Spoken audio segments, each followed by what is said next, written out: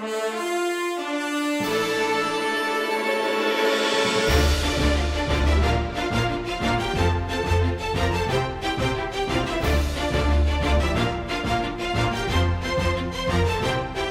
deep feature set to support the ongoing development and evolution of gaming itself. Now, the architecture that we chose is like a PC in many ways, but supercharged to bring out its full potential as a gaming platform. For the CPU, we chose the most familiar architecture on the planet, the x86, allowing us to tap into over 3 decades of programming expertise. For the graphics processor, we decided to use a highly enhanced PC GPU, something that would be easy to develop for in the early days of the platform lifecycle, but at the same time, a GPU with remarkable long-term potential. And for system memory, I'm proud to announce that we are equipping the system with 8 gigabytes of high-speed unified memory, both satisfying the #1 developer request for ease of game creation and also increasing the richness of content achievable on the platform. And this system memory is backed by the massive local storage that only a hard drive can provide. Overall, this architecture is designed to ensure that the very best games and the most immersive experiences will reach the player. Now, the next few demos are live, so I get the pleasure of sharing with you, for the first time, the new controller. And here it is, the Dualshock 4.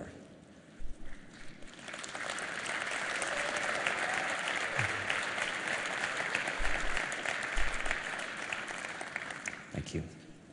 So, during the development of the Dualshock 4, we worked with key partners in the development community to enhance the feel of the joystick and the trigger buttons. The result is a much tighter sense of control over in-game actions. We also took this as an opportunity to enhance the rumble capabilities and reduce the controller latency. And finally, we added a few new features. A touchpad as a new form of input, a share button and a headphone jack to enhance social interactions, and a light pad as a light bar as a simpler, more friendly way to identify players. And this new controller was designed in tandem with a second peripheral, a stereo camera that can sense the depth of the environment in front of it and track the 3D position of the controller via its light bar. Now, this first live demo shows the payoff from the augmented PC architecture. This is Unreal Engine 4 from Epic, running in real time on prototype hardware. There's some very sophisticated technology here, GPU-accelerated particle systems and realistic transmissive materials with substantial subsurface scattering. And this is all running in real time. I can look around as the animation plays using the touchpad input. Not only do we have the power to drive this level of application, but we also have in PlayStation 4 an extraordinarily easy conversion path from the PC world.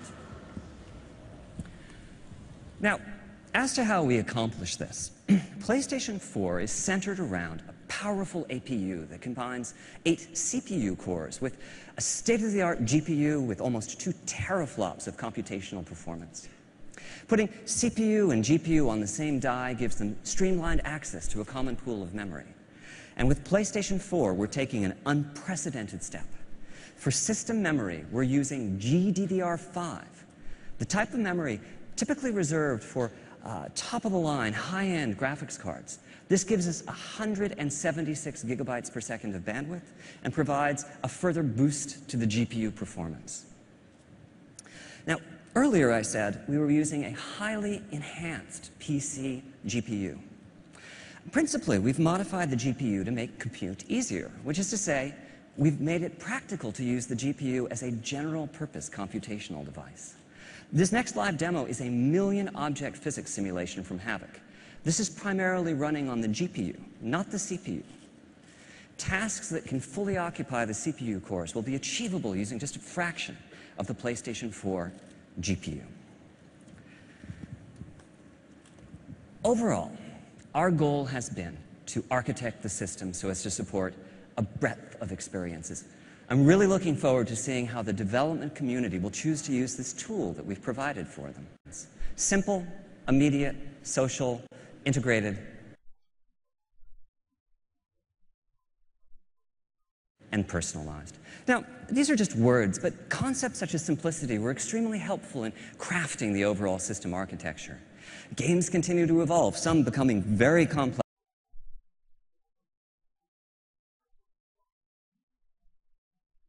indeed, and the process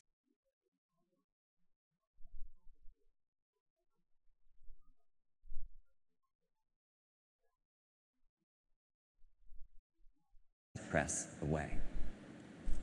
Speed of response is also vital. Immediacy is no longer an ambition when creating system UI, it's an expectation with players.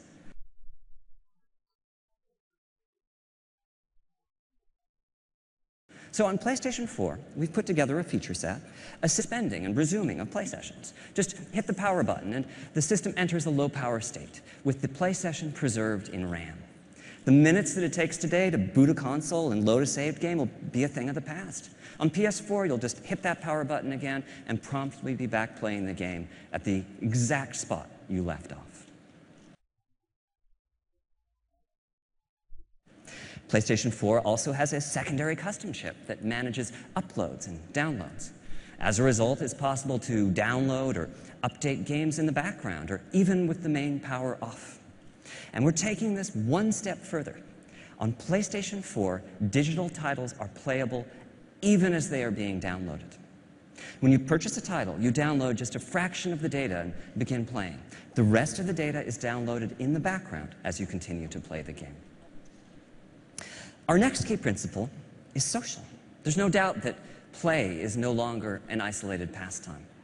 Social play is so important to PlayStation 4 that we've added in hardware to support it in the form of dedicated, always-on video compression and decompression systems. Now, to illustrate the next few points, I'm going to show you various aspects of the PS4 user interface, which is a complete redesign over what we have today on PlayStation 3.